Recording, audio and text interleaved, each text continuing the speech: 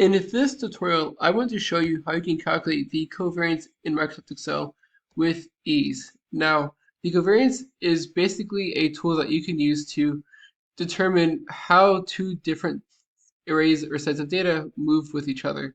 In Excel, there are two different flavors, if you will, of the covariance function. The covariance.s function, which is best when you are working with a sample of data, and the covariance.p function, which is best when you're working with an entire population of data. But using these two functions is fundamentally the same. To use the covariance function, covariance.s, for example, just equals covariance, and as you can see, whenever you highlight over the function, you can press tab to finish it up, and open parentheses,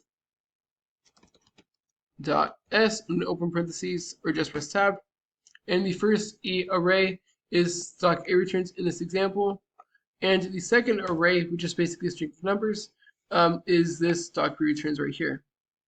And as you can see, the covariance is positive but quite small in this example for the sample data.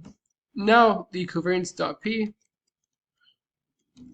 and just press tab to finish up the function, which is good. We have a population of data, highlight stock A returns, comma, highlight second array, which is stock B returns, which also returns a positive covariance, meaning that stock A will move in roughly somewhat in line directionally with stock B. But as you can see, because the calculation is a little bit different in the background, covariance.p is a little bit different than covariance.a and slightly smaller. That's it. I hope you found this tutorial to be helpful. If you did, like, subscribe, and comment. Thank you for watching. Hope you have a great day.